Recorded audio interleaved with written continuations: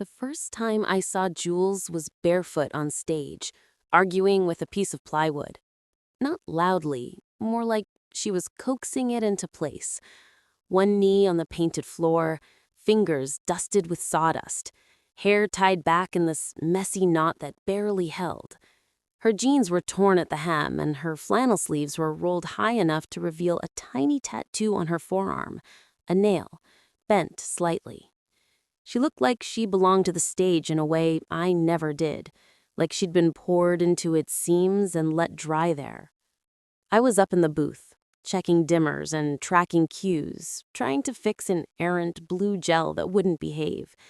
It was past midnight, which meant we were in the purgatory between tech runs, where everything smells like warm cables and exhaustion. I live for this part, the hush before the creative chaos really begins. Our stage manager, Kat, called up from below. "Hey, Nora, you met Jules yet?" I leaned over the railing. "Don't think so." Jules looked up at me then, shielding her eyes from the house lights I hadn't yet dialed down. Her smile was immediate and unbothered. "Then we're overdue." She didn't offer a hand. She just walked straight up the aisle, barefoot on concrete, and grinned like we'd already shared some joke neither of us remembered telling. "I'm Jules. Sorry for the sawdust. This set is trying to kill me." I blinked. "I'm Nora. Lighting." She nodded, as if that explained something. "Of course you are." I wasn't sure what that meant, but then she asked if I wanted to walk the stage with her. She wanted to show me where the shadows fell weird near stage left, and I said yes. I always say no. I keep to the booth, to my kingdom of cables and quiet. But I said yes. The boards creaked beneath us, the whole place smelling faintly of paint thinner and old lines. She knelt again, gesturing toward a prop she was adjusting, a chipped wooden chair. I crouched to help. Our hands brushed. She didn't pull away. She just looked at me, eyes a little too knowing for someone I'd just met. And for a second, I forgot I was supposed to be in control. Lighting is control. It's precision, angles and dimmers, and blackouts timed to the 10th of a second. She was the opposite. Color and splinters and late night humming to herself while sawing through foam core. But there was something about the way she looked at the stage, like she could see the whole story before it was told. Like she was listening for ghosts. That night, she asked if I wanted to grab dinner. Just to talk cues, she said. Cheeky. I almost said no. I should have said no. I said yes. Twice. The first time we talked cues. The second time, we didn't. Tech Week always blurs time, but that year it unraveled completely. Mornings became extensions of nights. Coffee became currency. And Jules became a fixture in my peripheral vision. She started bringing her sketches into the booth. "Because you see things differently," she said once, half apologetic, half daring. She'd sit cross-legged on the floor behind me, sketching lighting shifts into her renderings. I never asked her to, but I didn't ask her to stop either. We started sharing coffees, accidental at first. I'd pick up two without thinking, leave one on the edge of the stage. Then she started bringing pastries I never said I wanted, but always finished. We spoke in shorthand. "Q37 needs breath," she'd say, and I'd nod, already dimming it a second longer. One night, during a chaotic run, everything went sideways. The lead forgot a monologue, one of the lighting trees shorted out, and my cue stack froze mid-show. I slammed buttons, muttering curses. Then I felt her beside me, not just passing through, right there, in my space. Jules climbed up into the booth, barefoot again, her hand on my shoulder for balance. "Let me help." I tried to brush her off, but she stayed, peering over the console with fascination. "It's like a spaceship in here." "It's just numbers and timing," I muttered. She looked at me. "You always do that." "Do what?" "Pretend this isn't magic." The lights flared back to life a few seconds later. Problem solved. But she didn't move. She sat next to me on the cramped bench, close enough that our knees touched. In the half-light of the booth, everything felt sharpened. The house lights were dim, the stage below empty, our faces inches apart. "You ever feel like the booth is safer than the world?"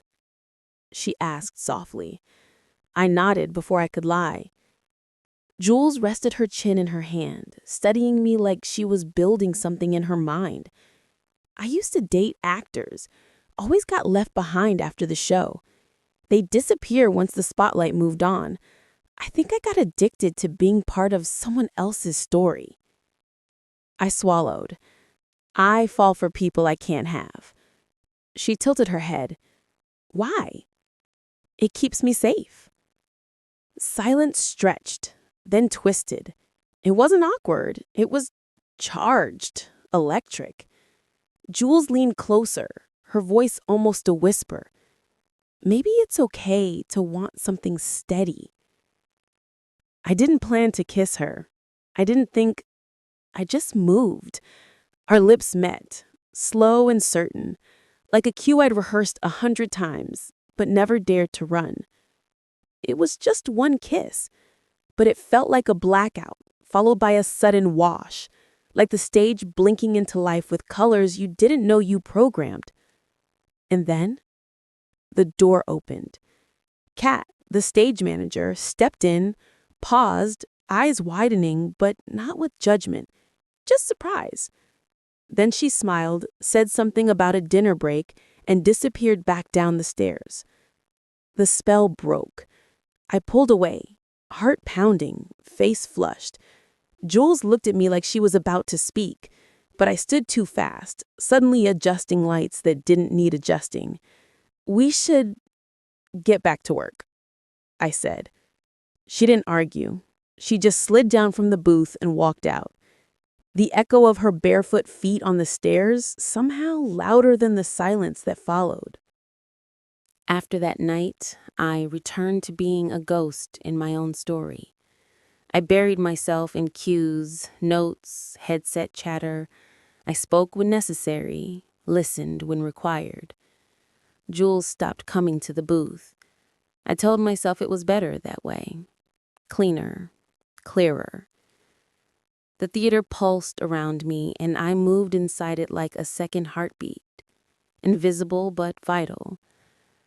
I convinced myself the kiss didn't mean anything, that I'd read it wrong, that I was just tired, caught in a moment, seeing things that weren't there.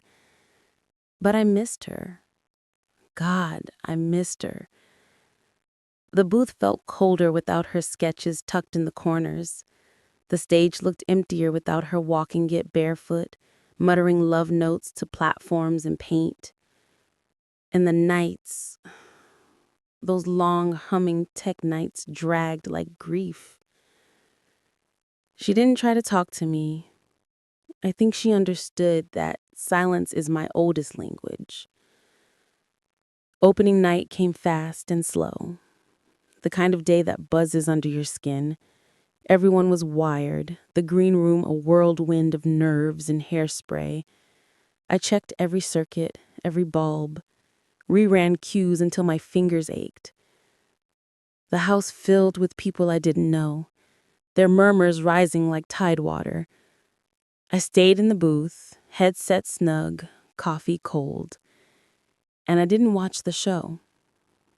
I watched the light. More specifically, the sunbeam.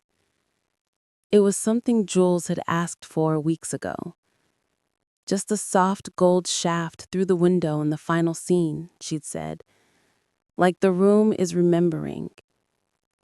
No one else would notice. But I timed it perfectly. Warm amber, just for 6 seconds, cutting through the stage dust like forgiveness. And when it landed across the faded carpet of the set, across the little chair she'd fought to keep, I felt it. The absence. The cost. I hadn't just pushed her away, I'd erased her from the world we were building. The show ended. Applause erupted. I hit the last cue and stared at my hands. They were shaking. I don't remember leaving the booth. I just remember the hallway backstage. It smelled like makeup and closing nerves.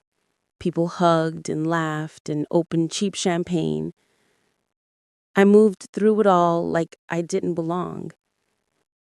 And then I saw her. Jules stood near the prop table, arms crossed, watching a crew member wrap cables.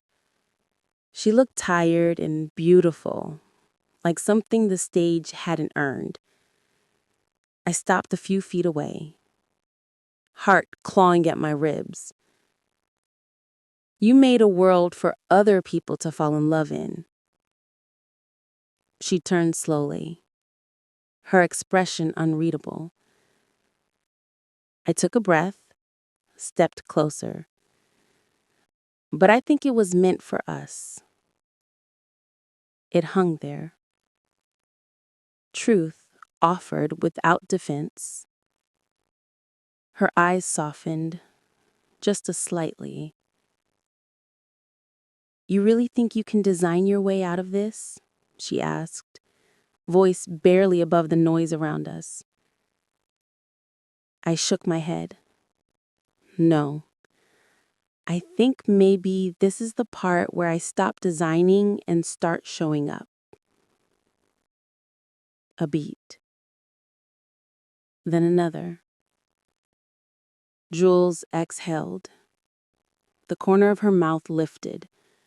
Not quite a smile, but not nothing either. After the crowds left and the stage dimmed, I found her again, sitting alone in the 5th row, arms folded over the back of the seat in front of her like she was waiting for a ghost to speak. She didn't turn when I sat beside her, just said, "You didn't miss a single cue." I glanced at her profile, soft in the shadows. I missed a few things. She smiled, faint and tired. We built these little fake worlds, and sometimes I forget I'm allowed to want something outside of them. I know, me too. She turned to look at me, really look. No stage lights, no pretense, just Jules. Her eyes searching mine, not for an apology, but for a promise. "Let's sit," she said finally. "Let it all go dark. Then we'll turn on the lights together." So we did. We sat in the hush of a freshly lived story, the kind only tech crews understand. The air still thick with old lines, old breath, the memory of applause. No cues left to call, no direction left to give. Just us.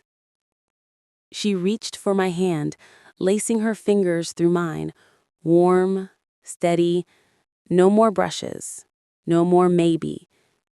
I looked down at her hands, hers covered in paint flecks and sawdust, mine still ink-stained from cue sheets, and thought, this is what co-creating looks like. We stayed there long after the building emptied, talking in low voices, then not talking at all, just breathing together in the dark. It didn't feel like silence anymore. It felt like design, like intention. At some point, she stood and pulled me gently toward the stage. "She left something for you," she said. I followed her up the steps, across the empty boards. The glow from the ghost light gave everything a soft, amber haze. She stopped center stage, then motioned toward the far corner. There, lit by a single, patient spotlight, were 2 chairs, side by side, facing the house. A new set piece. Home.